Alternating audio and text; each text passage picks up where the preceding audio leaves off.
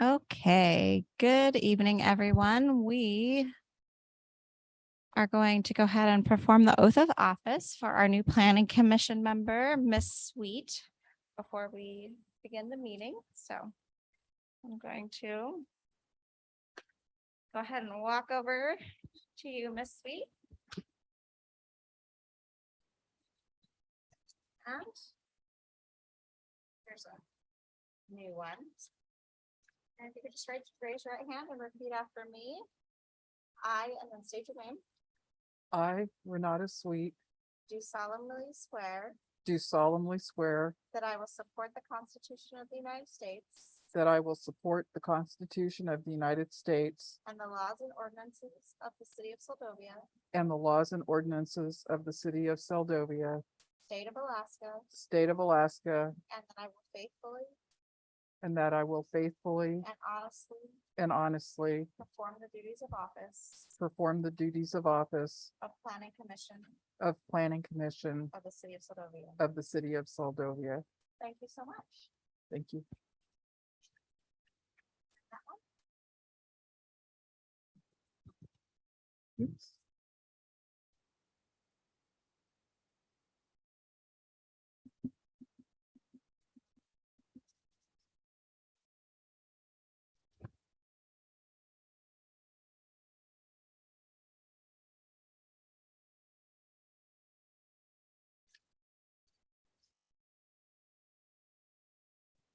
And so congratulations and thank you for joining us, Randy. And when you are ready, Madam Chair, we are live and recording. All right. I'd like to call to order the Seldovia Planning Commission special meeting on Wednesday, June 22nd, 2022 at 6:08 p.m. And we'd like the roll call, please. Mr. Forsberg. Here. Mr. Kroll. Ms. Sweet Here. and Miss Ryan. Here. Okay, you have a quorum. All right. So now we're on item C, approval of the agenda. Do I have a motion to approve the agenda? So moved. Second, Is there any discussion? Any discussion on the agenda? I guess not. Any objection? So then we will proceed to the roll call vote. The approval, please. That'll be Mr. Forsberg, yes. Miss Sweet, Yes. Oh, Miss Ryan, Yes. and motion passes. Okay, now we are looking at our minutes, approval of minutes from October 6th, 2021. So those minutes are attached. I guess I need an approval. I need a motion to approve the minutes. So moved.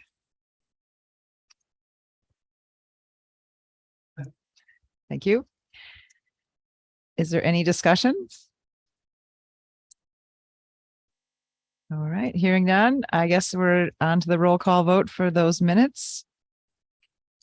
Mr. Forsberg, Miss Sweet, Yes. Miss Ryan, Yes. motion passes. Okay. Okay, now item E is public comments regarding items not on the agenda.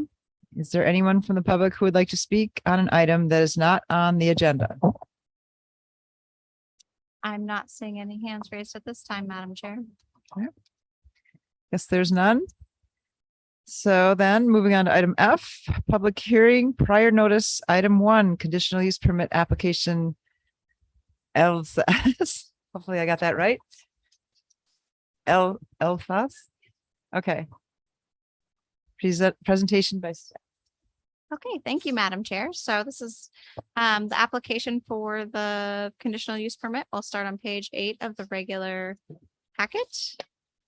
And there was a little back and forth between staff and the applicant, but we were able to ascertain all the answers to the conditional uses or to the general conditions provided in the municipal code, title 18.72, section 18.72.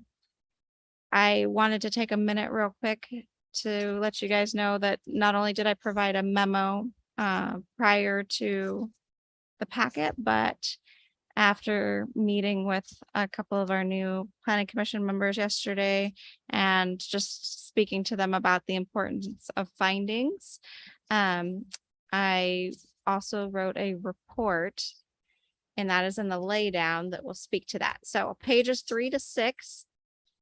And the laydown is an excerpt from the Alaska Planning Commission handbook. And I don't want to get too off the track, but really just that it's very important that when you guys make a decision, that that decision is backed by findings that show the standards, evidence, and reasoning that it was used to get to that decision. And one of the most common reasons that courts overrule commission decisions is that the commission has failed to prepare findings.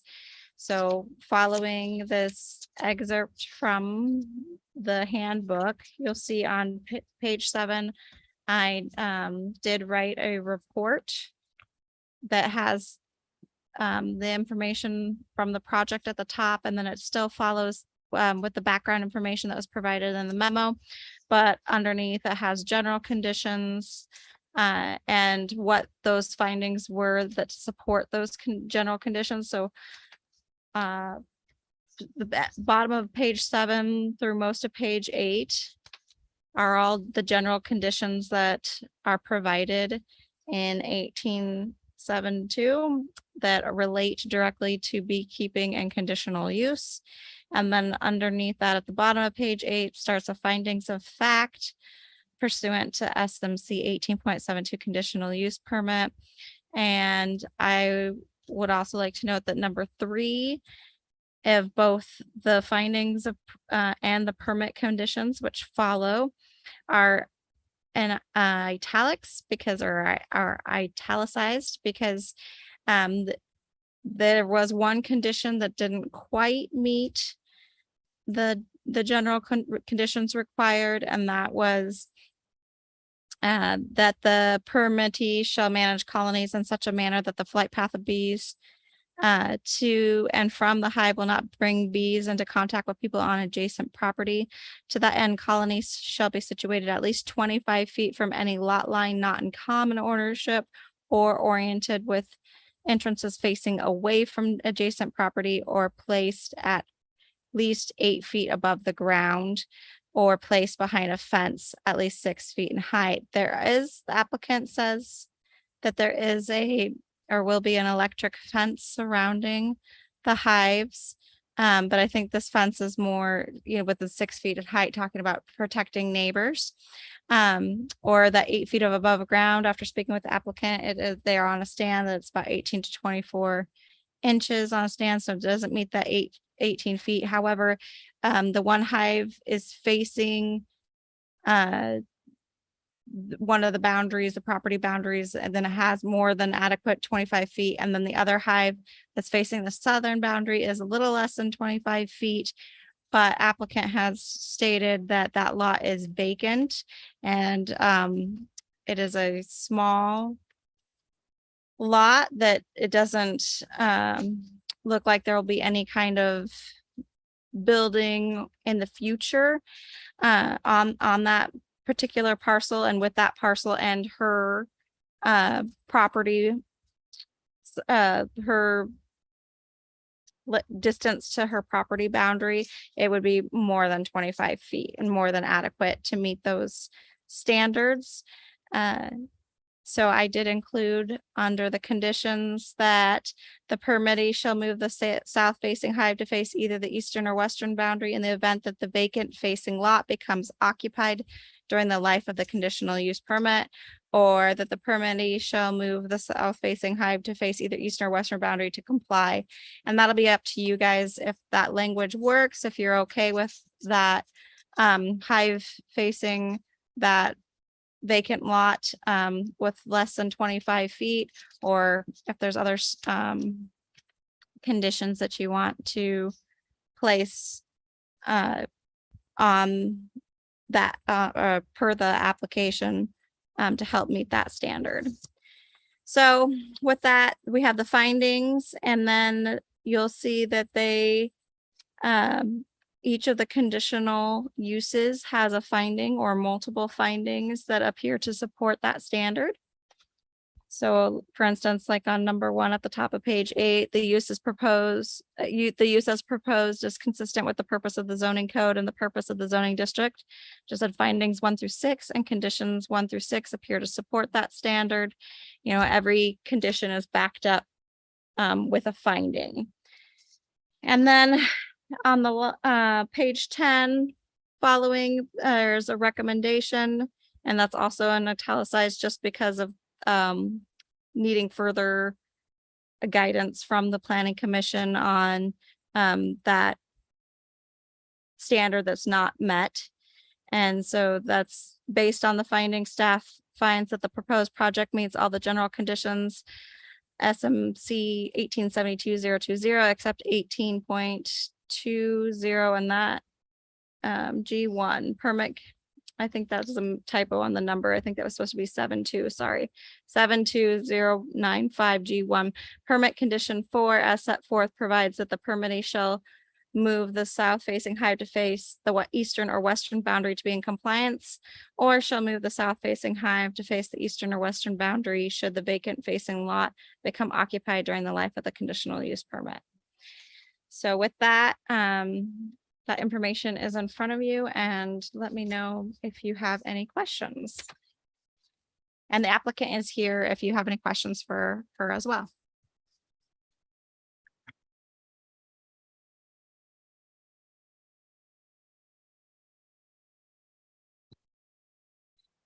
And I just turned this on, so if you do speak or if they ask you a question, you will need to speak into the mic or else it won't be on the recording.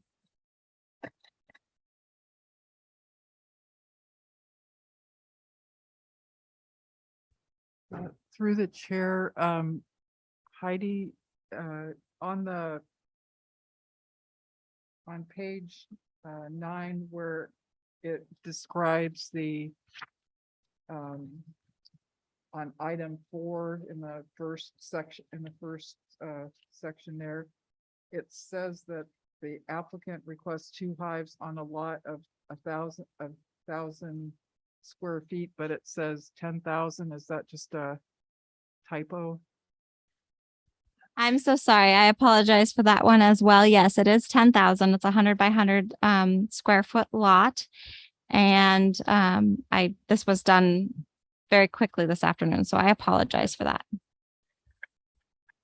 Thank you.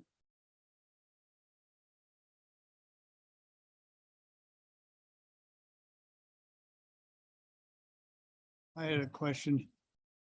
The electric fence, is that for bear or what's the electric fence for? Is it on?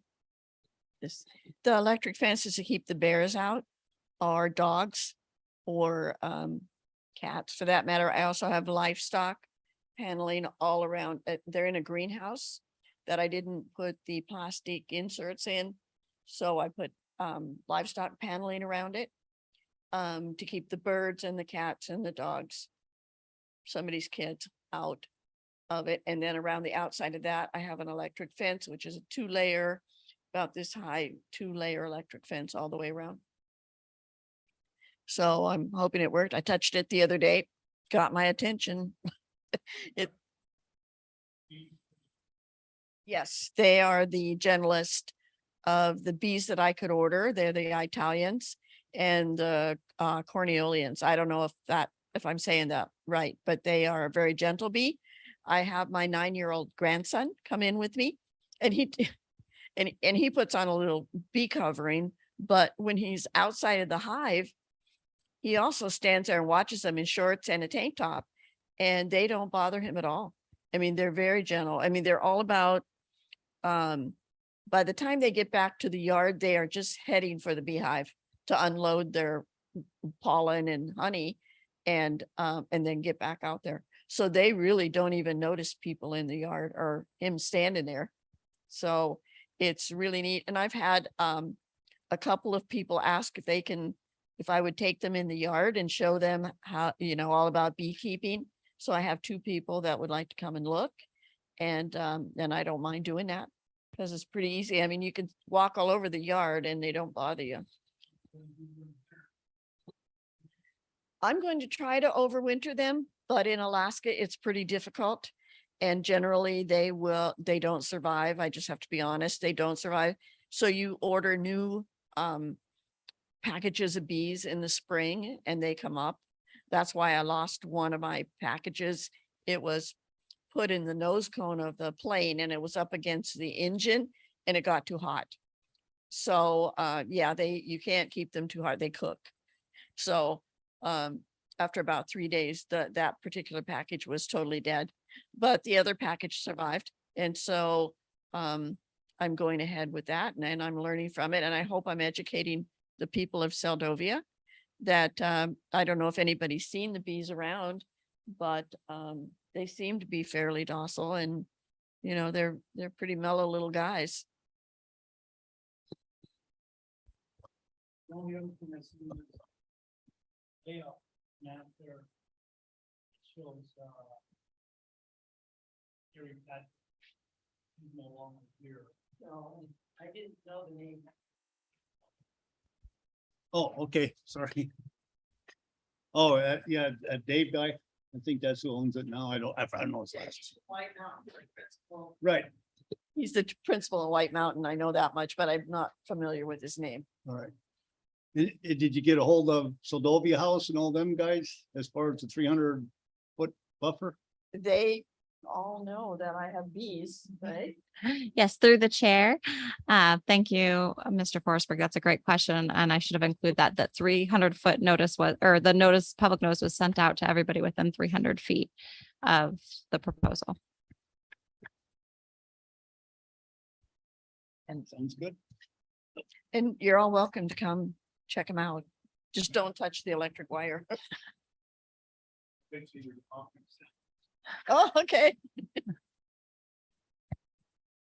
And we did receive one written public comment and non-objection of the conditional use permit, and that's on page 20 of the regular packet.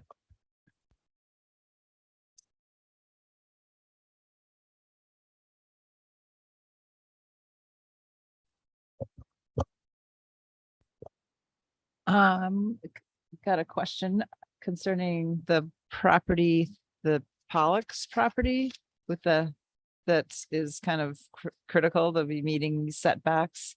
You've spoken with him specifically about, I can't hear you. oh, and the Pollock property that is close to the 17-foot. Yes, Yeah, and like it talks about in here, that's very unlikely to be developed and things like that. And that's what you've, yeah, it's not very wide. It's not Yeah. hardly wide enough to have 5-foot setbacks from the property line and build any kind of a building that you could live in. very good. Well, do we have any other comments or discussion? I did have, I didn't hear it officially, but they own that, the Pollacks own that shop there. And they were talking about putting a little apartment thing behind they're gonna tear out that other thing that's back there and then put that in. I did hear about that, but that's down the road, I reckon. The shop is right on the road. And even if they put an addition onto that, Mhm. I believe that piece of property is 150 feet long. Correct? Or pretty close. It's because it starts at Jerry's Right, property and comes back, and that's about 150 feet. So the part that shares the property line with mine is at the back 50 feet. okay. And so it's a pie shape, so it's really narrow back there. I mean, it's incredibly narrow. Yep. And then Mr. Watanabe bought the house on the other, that's down from there. And it is down, so all I see is his roof. Right. So if the bees were to fly in that direction, they would go right over his roof. But that right now their flight pattern is out and up over my roof. And by the time they leave my yard, they are quite high. Mhm. And they fly right over the top of Lakeside and any houses around there, so. So anyway, they're kind of pretty busy this time of year. Yeah.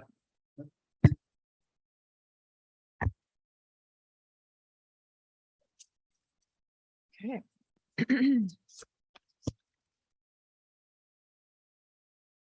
All right, so I guess we're at a point to look at what we would like to, the action of our commission.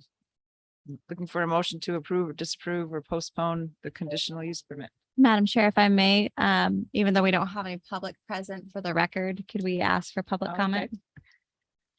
Public comment? All right, I missed that part. That's number B. Okay, anyone from the public who wishes to speak on this item? And we don't have any members of the public at this time. Okay, and we've had commission discussion, unless there's anything else a commissioner wants to bring up.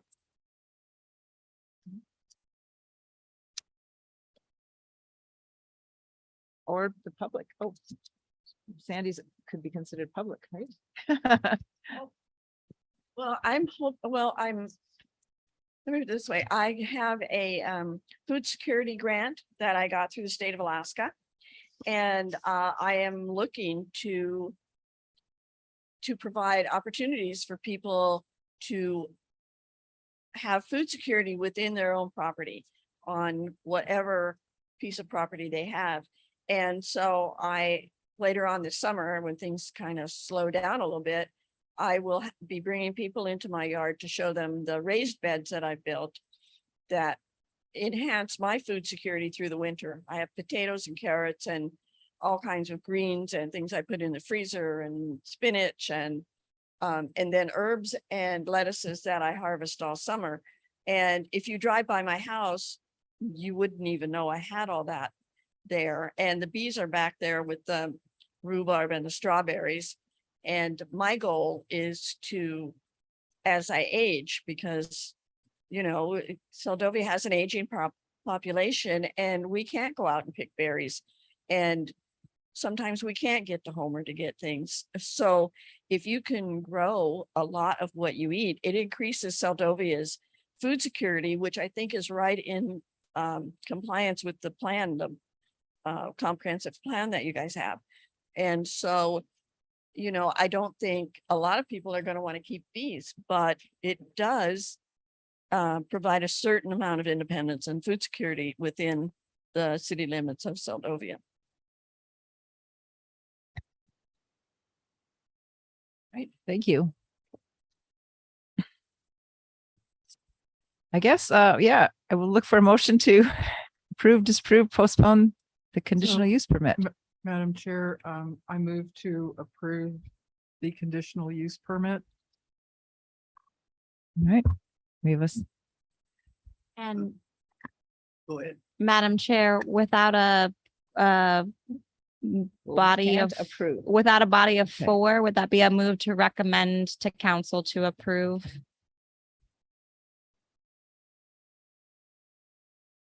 Madam Chair, I move to recommend the approval of the conditional use permit.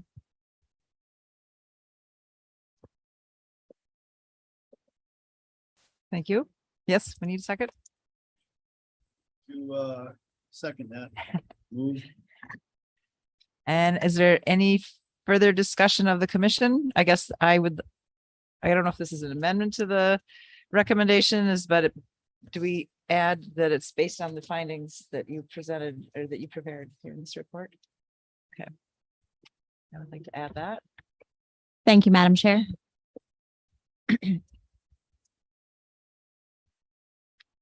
So any further discussion? I guess we're ready for a roll call vote. then. Mr. Forsberg, Yes. Ms. Sweet, Yes. Ms. Ryan, Yes. motion passes. All right. Very good. Happy bees. Thanks for doing that. I mean, the whole idea of the food security is really great to have that happening in our community. Well, I hope that I hope that more people not necessarily keep bees, but really take a look at what they can do to have food security here in Seldovia, because we get cut off from mainland and supplies and stuff like that. And anything I can do, I know there are a lot of people with high tunnels and greenhouses. So this is just another step in that direction. So thank you very much. All right, And with that, I will leave. okay. Right, so now we are on item G, consideration of site plans, although it says there are none. So I think we're moving right along to item H. Commission business land use table. And city clerk will present. Yes, thank you, Madam Chair. So over the last year or so, and I should start off with saying there is a memorandum on page 21 of the regular packet. And that memorandum speaks to the recent history.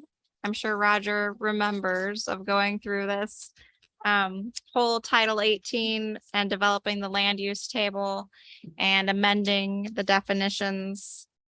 Sorry, that's page 29. I said 21, but 29. Nope. 25. I had my numbers crossed. All right, thank you. Yes, 25. But there's the memo is in the laydown, page 11. That's why.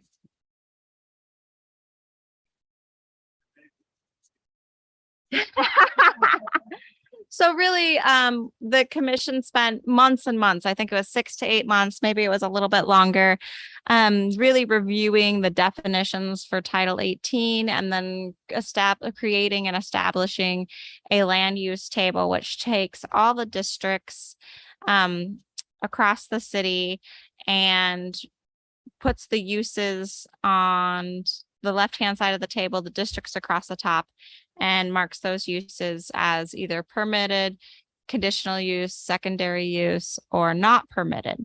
And it's been a very useful tool. I've heard support from it from the council and from staff. I really, as a staff person, think I found it very helpful. But after using it for a while, it's been about 2 years now, things have come up from the public and from the council that could use just a consideration and review.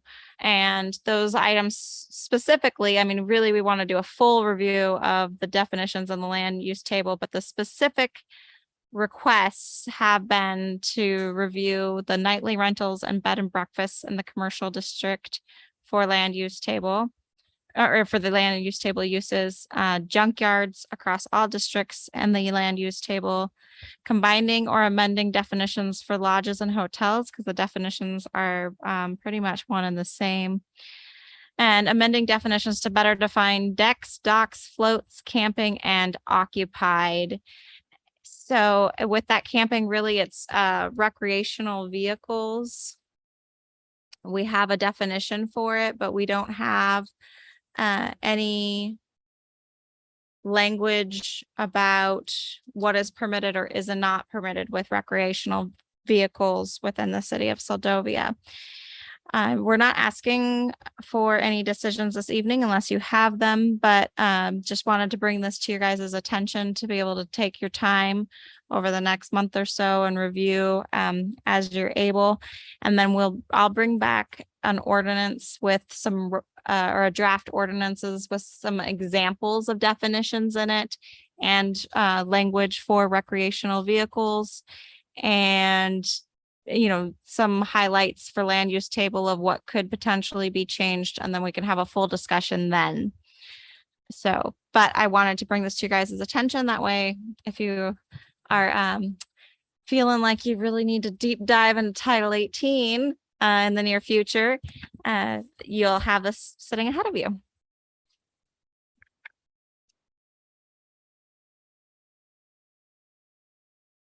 So where's the camping? I see mobile homes. Yeah, we don't have anything that addresses camping, Oh, that's right, why at this you don't time, have it, yeah. So you're, but there's Yeah. mobile homes, so that doesn't, that's not the same as an RV. Yeah, over the last couple days, I was able to research and find other ordinances from communities throughout the Kenai Peninsula Borough. I just haven't had time to compile those to bring back to you guys, but there are examples of regulations from Homer, Seward, Kenai, Soldotna, that we can use to compile an ordinance that relates to recreational vehicle use within the city of Seldovia. And then in the laydown, you have all these definitions, right? Correct. Yep, they're in your code book, but I also wanted you guys to just have them for a quick access. So the land use table is in the packet, and then after having the packet sent out, it was thought about that perhaps a memorandum would be helpful about what things had been brought up over the last couple of months or couple of years in need of review, and that included definitions. So that's why the memo is in the laydown along with the definitions. It'll be both go together. When I first saw this, I thought, well, it says beekeeping in here. That was why this whole list was here. No, it's for the next item. Okay, that makes it more clear. All right. So, let's see, where are we? All right.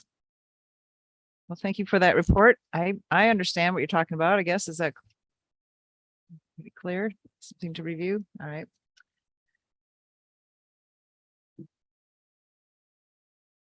Hey there, commissioners. So I'd say for this, it's kind of like learning a new language, especially if you haven't dabbled in the code and applied it to development in Seldovia. So really great exercise to do on your own time. And you can totally come into the office and share with us what you found out or what you're thinking is to look at your property and just think, what am I zoned as?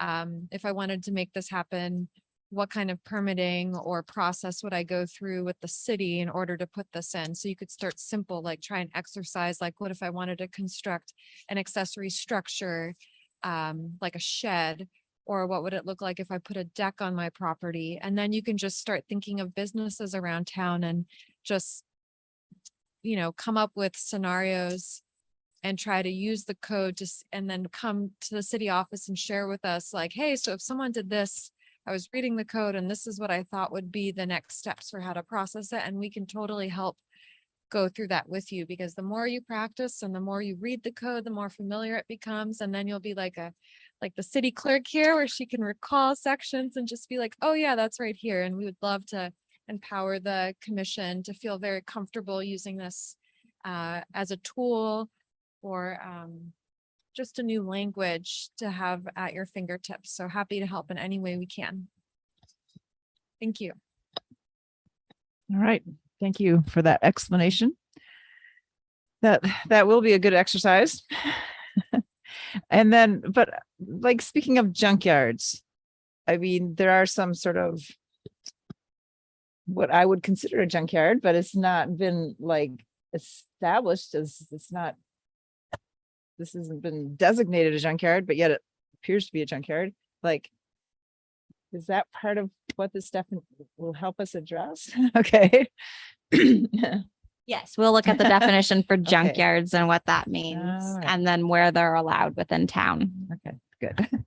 And that Chair Ryan, that topic is unique because our code, our local ordinances do not have code that addresses junkyards within the city. And so our city attorney is actually assisting right now in reviewing municipal code and laws so that it could be something that the council considers in the future. So while there's mentions of junkyards, we don't have local ordinances in place right now. So it's something that we're looking state statute, the city of Homer, and other places for. Right. So just defining junkyards, a more extensive code on junkyards in Seldovia.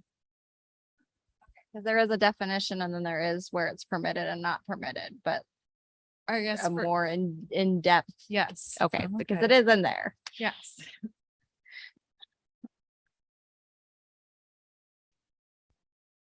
I had a question, so violators of these, how is that policed? I'm sorry, what was that? Say you're in violation of a huge junkyard.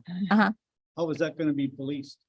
So the city sends out enforcement letters and typically we haven't had to do that for a junkyard yet, but we have for other ordinance violations, and we would send out normally a first warning and then with so many days to be able to remedy the issue and then proceed on from there. And it's a very reliant on written notice at this point. So we just provide written notice. Then there are penalties that can be enacted if there isn't any follow through.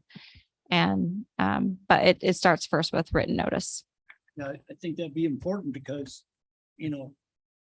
say you live next to a fairly messy place and your property values probably aren't gonna go up with that, it's gonna go down.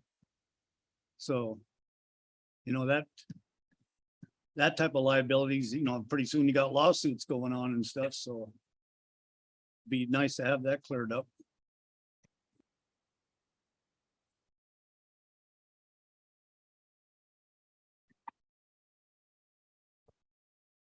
All right. Any further discussion on the land use table exercise? Any member of the public? See anybody? Okay. We have staff reports, then I guess we are. Yes. City clerk.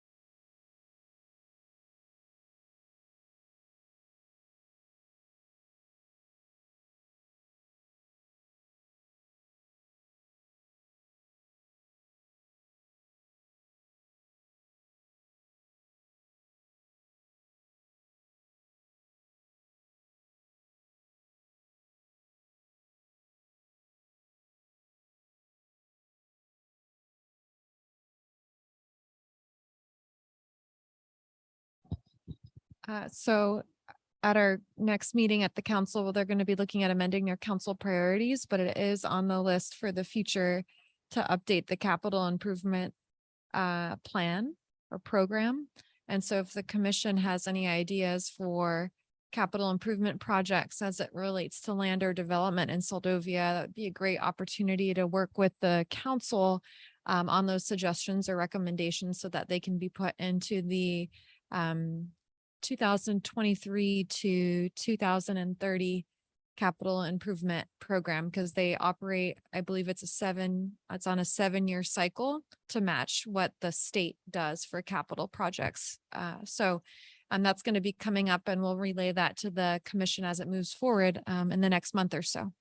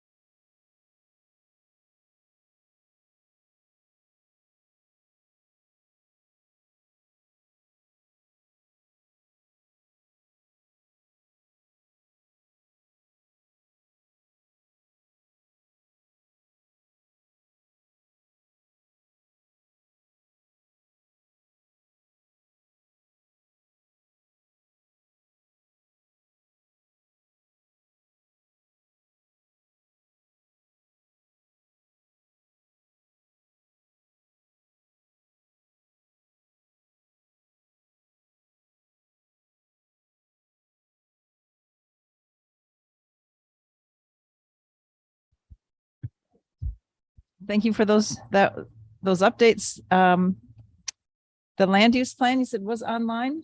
Yes, the Okay. land use plan, the capital improvement plan are online. And looking forward to, sorry, I just want to reiterate real quick because I don't think my mic was on. Looking forward to a group training in the future with potentially the Kenai Peninsula Borough's planning director. Spoke with him today and he's interested in meeting officials. And then the last 2 items, 4 building permit applications have been approved to date for FY22. 1 building permit application is pending. 1 variance permit application is still pending from FY21, and 1 variance permit application from FY22 has been withdrawn. Okay. All right, then we'll move on to item J, informational items not requiring action, although there are none there. So then item K has comments of the public. Are there any members of the public? J, K, H, okay. No members of the public present, looks like. And then comments of the commission. On item L. We are like winding down this meeting. And this is your last chance to say something, I guess, at this meeting. I'd like to welcome Randy. We need all the help we can get. Yes. And the other guy, he just probably forgot a bit, huh? Yeah, I mean, I would I hope forget so. all the time. Yep, All right. it's a good meeting. It's great to be here. And then I also just had a process question on, so we made the recommendation for Sandy's conditional use permit. When does that get addressed by the city? And then when does she, I guess, then does she get notified by the city that of the disposition of that? Yes, through the chair. Thank you. That's a great question. So the agenda for the next council meeting, which is Monday, June 27th, has already been set today. So it wouldn't be until the July 11th meeting that it would be set on the agenda. And then once the council has made a decision, say if they make a decision on that July 11th, then we can provide notice on July 12th to the applicant. All right, thank you. Yeah, and I would also like to welcome you. Thank you for coming and being part of the commission. And I was, pretty new about a year ago is when I started on this, and then we lost the former chair. They moved on and I became chair. But Heidi's been like, she provides me with nice cheat sheets to go through. So if anybody ever wants to run the meeting, just let me know and I will let you have a chance. And let's hopefully have a fourth member and maybe a fifth in the next meeting. And to add to that, Chair Ryan, I think something that's really significant about you being on the commission is the council amended code to allow for one planning commissioner to serve even if they reside outside of city limits. So Chair Ryan is that lone commissioner outside of city limits. So that was an improvement to try and get more participation on the planning commission. And that happened, I think that was 2021, right, City Clerk? I would have to double check, but Yeah. recently. Very Yeah. recently. Okay, well then, thank you. Yeah, it's been interesting. And now we are done with those comments. So we are on to the next meeting. Has been, the next regularly scheduled meeting has been canceled. So August 3rd will be the next meeting. Oh, July 6th, 2022. Yes, we will not have a quorum for Oh. July 6, 2022, Okay. but for so then the next regular meeting is August 3rd. We already know that. We won't have. a Yes, quorum. yep. Wow, okay. Very good. All right then. So August 3rd, anyhow, any other, let's see, we're on item N, motion to adjourn. So moved. I don't have I have no gavel, but so ordered.